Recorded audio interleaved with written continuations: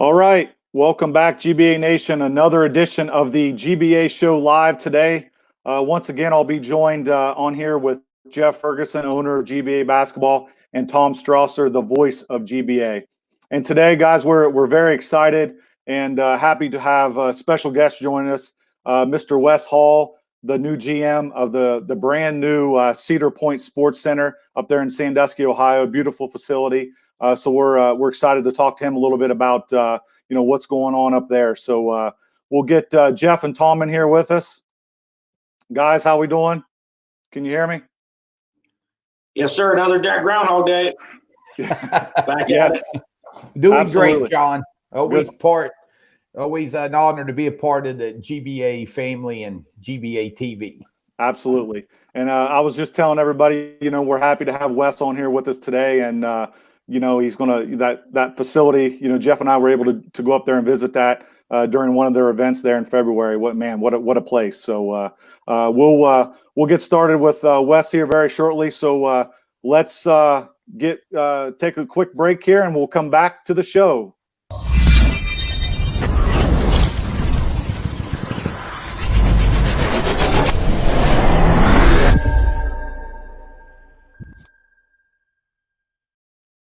All right, welcome back, GBA Nation, and we are the GBA Show live. Mr. Wes Hall is joining us today, the GM of the Cedar Point Sports Center up in Sandusky, Ohio. Wes, how are we doing today? We're doing well. Thanks for having me.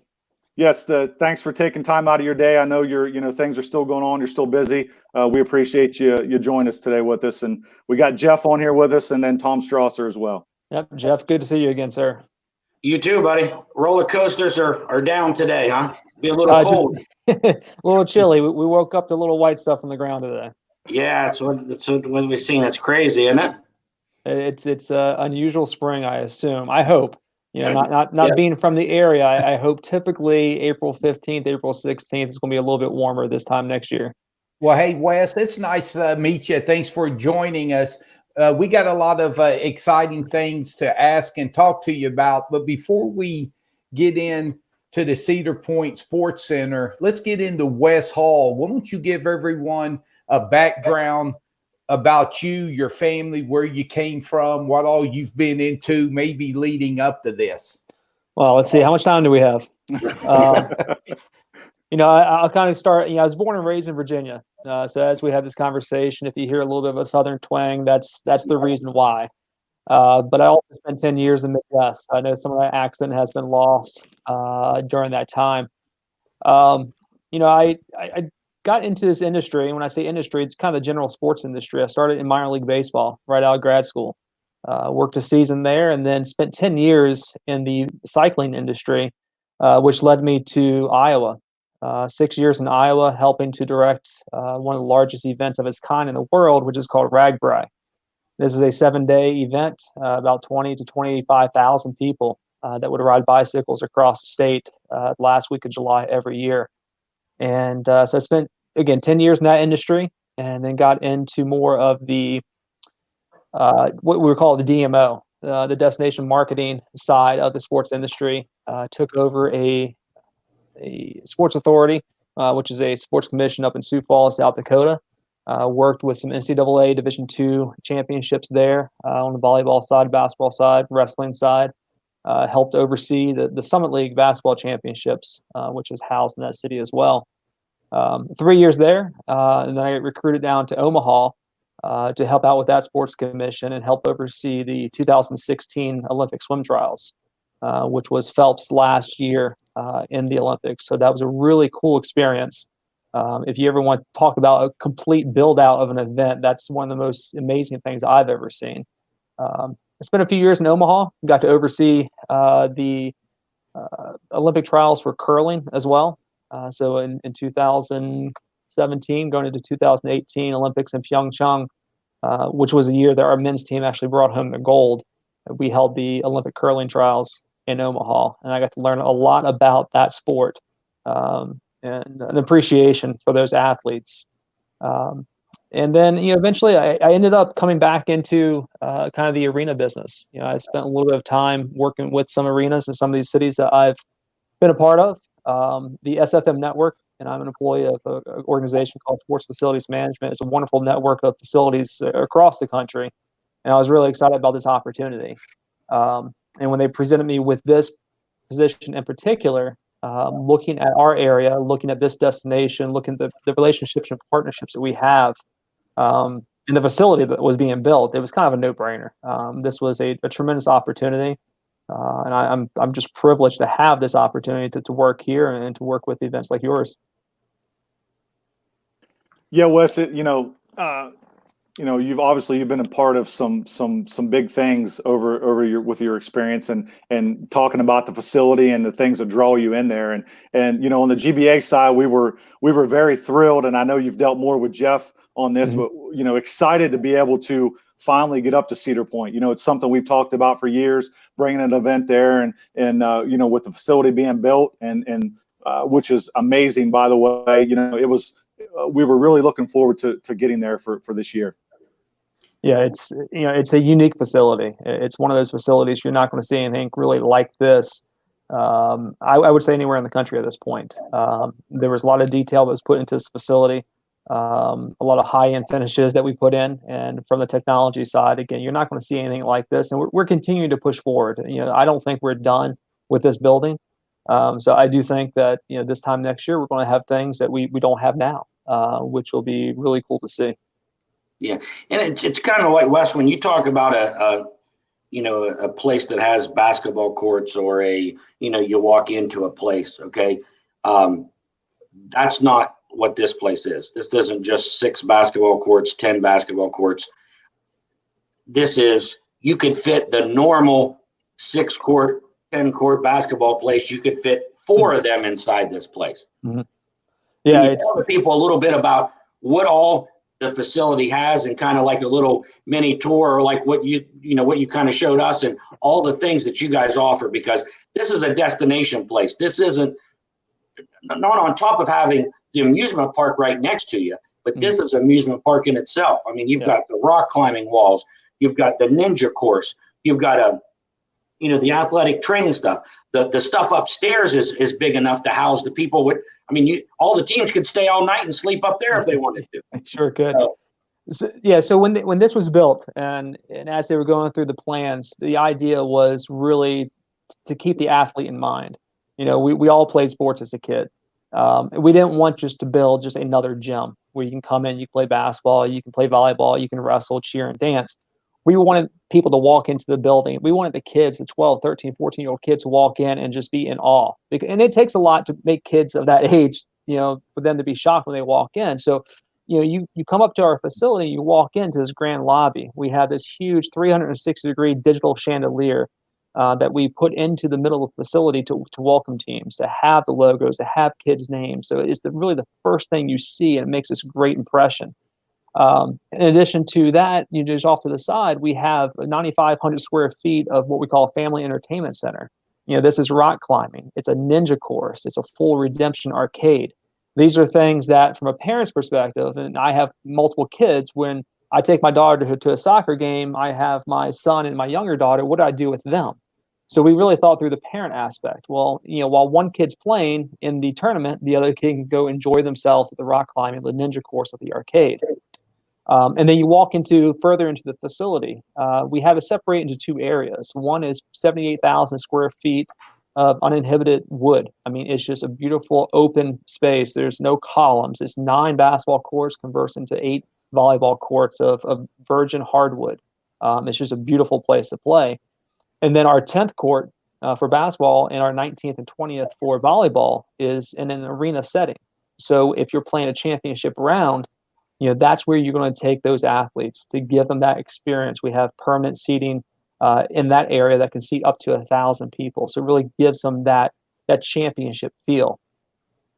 We built a full kitchen and cafe into the facility too, which allows catering opportunities. So if the teams come in, we brought in a chef who has years and years of experience of building menus for athletes. So he knows, it's not just pizza, hot dogs and hamburgers. We're building out menus that are healthy for these athletes.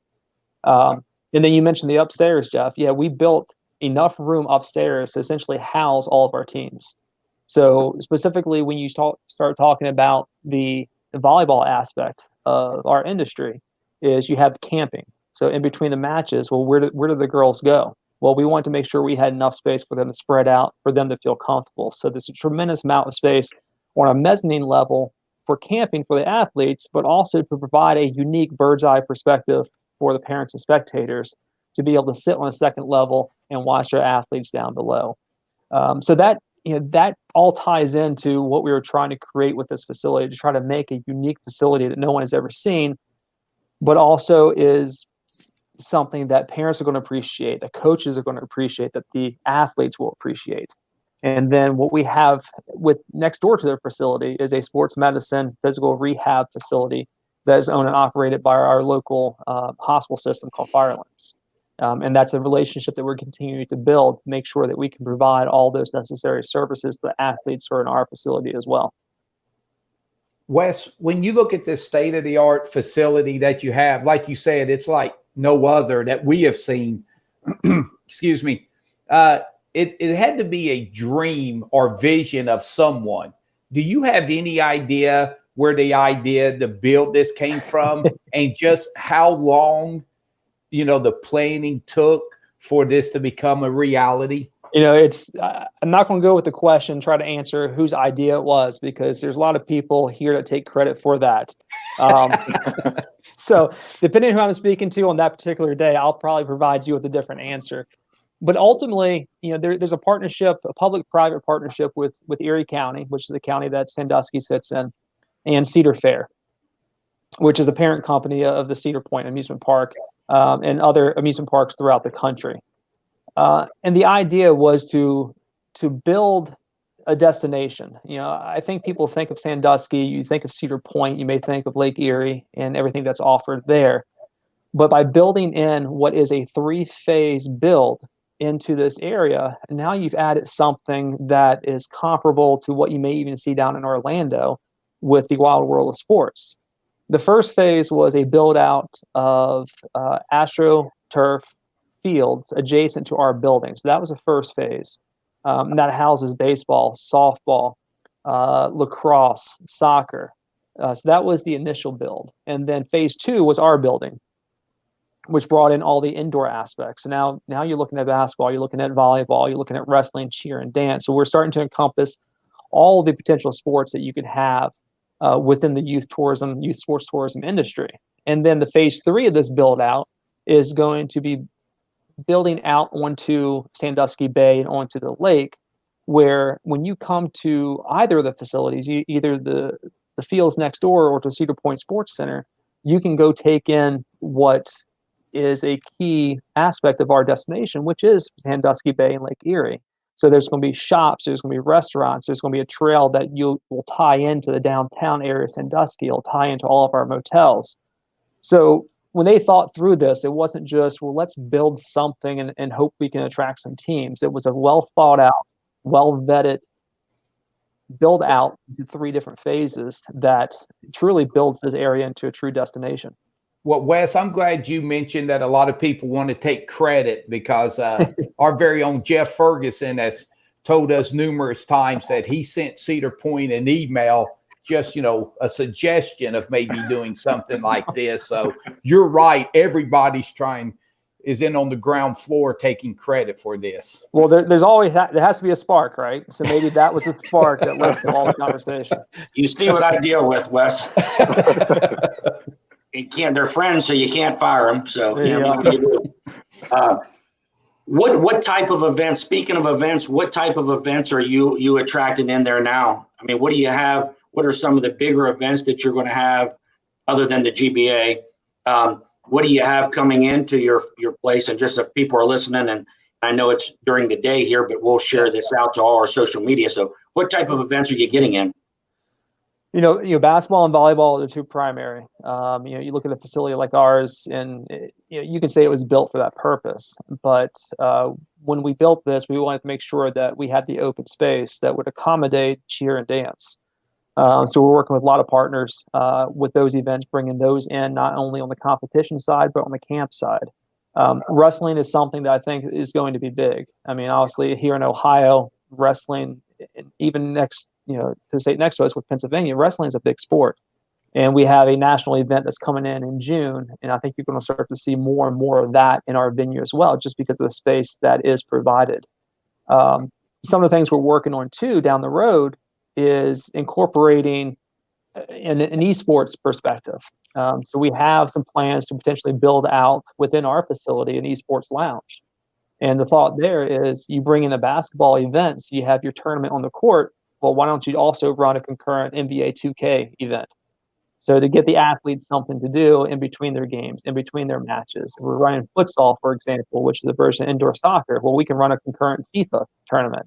So the kids who have that downtime, there's a lot of options that are available to them to keep them engaged. Yeah. And go ahead, John. Sorry, that's a great point, and that was one of the things that I kind of stuck out. Jeff and I were able to go up there when it was just kind of getting the shell going, and then we were up there a couple months ago when you actually had an event going on. Yeah. And the first thing that stood out to me obviously was the size and what everything was going on, but thinking about the places that we go and we host our events, is the teams and the players and everybody's able to spread out and have that space, as you said, like the camping areas, so to speak, and you have the food and everything is all there in one location. So when we typically try to schedule so teams are not waiting around a lot with our basketball events, but sometimes they have to. So then the question lies is what do I do in between my games? Well, yeah. In the case of your facility, they don't even have to leave the facility. Once they park, they're there until they're done for the day. Yeah. And that's kind of the thought process. Again, I have kids, I played sports as well. And it's you don't want to have to go to a facility and be stuck in a location that's not really comfortable. It's not spread out. Doesn't have the amenities to keep everyone entertained. So that was part of the thought is how do we entertain the parents? How do we entertain the athletes, the kids who aren't participating? And then on the flip side beyond that is when you come into the area, when you participate in events within our venue, it's the relationship that we have with Cedar Point.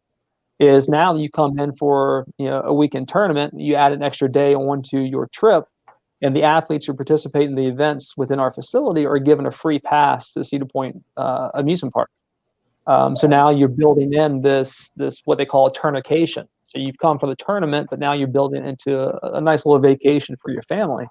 And that's a great relationship that we have with Cedar Point, and it's a great little value that we can add to events like GBA at no additional cost to you, because we want to make sure that when you come to our area, it's you're fully entertained both inside the venue and outside the venue.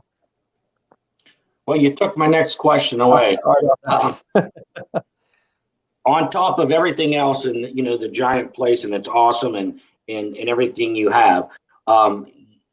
You guys are anybody that plays in the event and coaches in the event. Is that how it works, or how does that go? And they get a couple-day pass, correct? Yeah. So the athletes who participate in the events within the venue will be given a 5-day pass to Cedar Point, both the amusement park and the water park, the outdoor water park. That is good for 5 consecutive business days from the first day of use. In addition to that, we offer significant discounts to parents and other family members of that athlete. So when you start taking a look at that value add, it's really easy to make a vacation out of this. You may have always thought, hey, I want to go to Cedar Point, and now here's your opportunity to come compete, but also go to the amusement park. I've talked with tournament directors who are building their tournament around that to make sure that they either build in an extra day or they extend their tournament so that they're only competing until 2:00, so to make sure the athletes can get out and enjoy the park in the evening. So that is something, again, that we've worked with Cedar Point. Is a great relationship, and it's something that we provide to the athletes prior to their arrival. So when you come out to the event, we make sure that ticket, which is a digital ticket, is in your inbox prior to your arrival, so you can plan out your vacation. It's not as if you have to compete and then we hand you a physical ticket and then you have to come back at a later date. You can actually do it all while you're here. That was the biggest selling point when I was telling people that on our team, and that's why we was thinking Memorial Day weekend and make it an extended weekend, and it's a vacation. It's almost like we try to do our tournaments as events anyway, We tried to add things and bring people in and everything. And it's just to have that option to where you could come in a day early, stay a day late, play as much as you want, and then go back and forth each day is just amazing. That's a great addition to the facility. It's just amazing. Well, Wes, I'm sorry, John. Wes, no, I was just going to say that I know that was exciting for some of us staff members. We were looking forward to staying an extra day and spending a day at the park. But go ahead, Tommy. There. Yeah. Well, first of all, Wes, you talked about your Southern accent. Try to hang on to it as much as you can. Being from Arkansas, I can relate to the Southern accent. There are some things I will let you know. I do not fold. I will never say pop. It will always be soda or Coke to me. And as I was actually working on a document today for my food and beverage manager, and I went through and corrected him that it is not pop in my mind frame. It is soda. So yeah. Hey, it's great when you would ask, hey, what you want? Get me a Coke. What kind? Yeah. People can't relate to that. So not at all. I love it. That's great, Wes. But Wes, we talk about the facility and the events you host. Now, when March 12th came along, that Thursday, and everything was shut down, question one, how many events had you got to host this year before that? And number two, how has the shutdown affected, your workers and maybe events that have been canceled since then? Sure. Prior to March 13th was kind of the key day for us. That was the day that, once the directive came from our governor, we pulled away and then closed the facility to make sure that everyone was healthy. We had hosted at that point two volleyball tournaments. We had hosted one futsal tournament, and we had hosted a wrestling tournament in the venue. So we had 4 sports tournaments that had been hosted. In addition to that, we hosted a local food tasting expo, and we had hosted probably the largest New Year's Eve party this area has ever seen. We had 500 people in here for New Year's Eve. So we had seen some different things come through the facility. Unfortunately, we had not pulled off our first basketball event. So we were hoping to have gotten that within our calendar before the close, but we didn't. As we start taking a look at the future, that end of March into April now, because our stay at home is extended through the end of May 1. We haven't truly lost any events.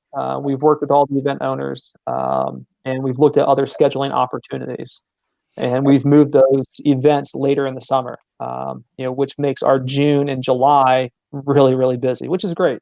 But we've able to fill some of those dates and really be very flexible with our event owners to make sure that we can accommodate them as much as we can. But it's, as we're all sit here, we're all in the same boat. This isn't something that's just affecting Ohio. It's affecting everybody across the globe. And there's a lot of plans that we are putting in place now for what we're calling the comeback, because at some point, we're going to reopen and we need to be ready. From a staffing perspective, our full-time staff is fully engaged. All of them are working remotely. We all have action plans that are in place, a lot of which are revolving around what do we do when we reopen to make sure that we are healthy and we are safe for all of our spectators, all of our athletes, everybody coming to the venue. On the part-time side of it, we have a fairly significant part-time staff, and those hours obviously have been cut at this point with the building sitting empty. But we've also been able to utilize the building and that downtime to benefit the community. We're getting ready to host our second blood drive, which is something that we are permitted to do. That is not part of the stay-at-home order. That is something that we've been able to work with the American Red Cross and our local hospital because our local hospital is inundated at this point. They didn't have the space to host a blood drive, so we brought their first blood drive over here about 7 days ago, and we're getting ready to host one here in a couple weeks. Hey, Wes, is the Cedar Point, the amusement park, have they made adjustments to opening day? Do we know when they're going to open yet or anything, any plans? Everything that I know about Cedar Point, I'm going to get from what they've posted in their statements online. All the Cedar Point properties what I've seen, they basically said, look, they're looking for a mid-May opening. They have come out and within the news, I believe it was yesterday, and released information with regards to their season passes and how the eligibility of those passes will extend into 2021. I know a lot of people had questions about that. if you buy a pass for 2020 and the opening is delayed, you've cut back on my opportunity to visit the parks. Right. They've worked to extend that. But I know I'm in constant communication with them with regards to their facilities, because we utilize a lot of their hotel properties as well. And just making sure that as we get things from our governor, that we're all following those guidelines and making sure that, again, once we do have that reopen date, that we're ready to go, that we're planning accordingly, to make sure that everyone is safe within our facility. Yeah. And as you look forward to the comeback, June and July is booked. What does the fall look like? Do you run in some leagues, some different things? Or are you going to be, are the fall months booking up as well? So our first event, we do have Labor Day booked. We have a couple tournaments coming in, basketball tournaments coming in the early part of October. And then the end of October, we're looking at a home show and a craft show. Again, looking to utilize the venue in some different ways. We will run some local community leagues for basketball and volleyball and futsal during that time frame. But I know we've started to reach out and start to get some information from some national governing bodies about them extending their leagues. So, where they typically would end June, July, now they're looking August, September, and they're basically making phone calls, checking availability throughout the region. So we're starting to get some interest there, as people try to figure out how can they push their seasons, later into this calendar year. Yeah, and it's a shame. A lot of our teams, and that's what we're doing now to see, especially the July date that we talked about, and then even doing some fall dates, some stuff. As long as we could get the teams, and it seems like, and John could vouch for us, that we're talking to them, the teams want to play. Mm-hmm. They want to extend their season. So I think that you're going to have no problem filling weekends, and hopefully that we could take a couple of those, because 15, 20 years ago, we started out doing fall tournaments as well. We would run like 4 to 6 weeks of fall tournaments, and they wouldn't be as big as the springtime tournaments, but we would still, have 20 to 40 or 50 teams. So, so we're looking at doing that as well, and just touching base with all of our people to make sure that it works. But I think everybody's in the same boat and going to push their seasons back and go from there. Yeah. A lot of the groups we've talked to is, everyone's itching. Kids are itching to play. They're biting, and so and just like you guys have talked about, everyone is kind of on a holding pattern, because we don't know what's going to happen. We don't know when things are going to release. So all we can do is kind of plan, put some plans in place, and then once it does open and allow us to do things, then I think everyone's going to be ready to go. Yeah, there's definitely a lot of pent up interest. I have a daughter who plays soccer, son plays baseball, and they're itching to get out. They want to play. And that's been the conversation nationally. I've been part of some conversations, a lot of venues across the country, a lot of organizations across the country, and everyone kind of has that same mindset. It's just everyone's ready to play again, and we're just waiting to get the clearance. Wes, you have mentioned your kids a couple of times. Sure. Why don't you tell us about your family? Sure. Yeah, I have a family of 5. My oldest daughter's she just turned 13, so we got to celebrate her 13th birthday in quarantine, which I told her once we get the all clear, we'll celebrate her birthday again. So she's a fairly avid soccer player, and unfortunately, she's starting to miss her season now. I have a 9-year-old son who's following my footsteps as a baseball player, and again, he's in a situation where he's missing practices and missing games like we all are. Really avid into baseball, though he picked up basketball this winter for the first time, and started to enjoy that game. And we've played quite a bit in the backyard over the past month or so. And then I have a 3-year-old daughter who at this point is kind of undecided. She just wants to get out and kick and run. So at some point we'll get her out there, we'll get her playing and see what she picks up. Well, I tell you, we're very, very fortunate in Ohio to have the place that you guys built, and we're very honored and very glad that we're able to use the facility, and we definitely appreciate it. And I know when we played, we didn't have nowhere near the facilities like what's built now. So the kids are really lucky to get the opportunity to play. But we're very lucky in Ohio to have that. When we came there, we stuck around and watched. you had 160 volleyball teams in there that weekend, and it was pretty much flawless. Everything was going on time, on schedule. You guys did a great job. So we can't wait to get into the building, and we definitely appreciate you coming on the show. And if someone wants to find out about your facility now, before I forget, you're doing birthday parties, different things like that as well that they could contact you for? We do. Yeah, we do birthday parties. This morning we just released our summer camp schedule, which ranges from volleyball and basketball to a Fulton Ninja camp that we will host this summer. So we do have all those opportunities within the facility. And again, we're looking to expand into the esports here soon. So that'll be something that I'm looking forward to offering hopefully later this summer into the fall. Awesome. We'll have John attach your social media stuff and your website so that the people are looking to have a birthday party, looking to rent for an event. We'll make sure that they have the opportunity to get to you guys and get all your contact information from your website and your social media down below this. People will be watching this later today and through the weekend. So we'll make sure we get that out to them, and we appreciate the opportunity for you to come on the show. Yes, sir. Well, thanks for having me, guys. And Tom, pleasure to meet you, sir. Yep. Take care, Wes. We'll talk to you soon. All right, guys. Stay safe. We'll do. You too.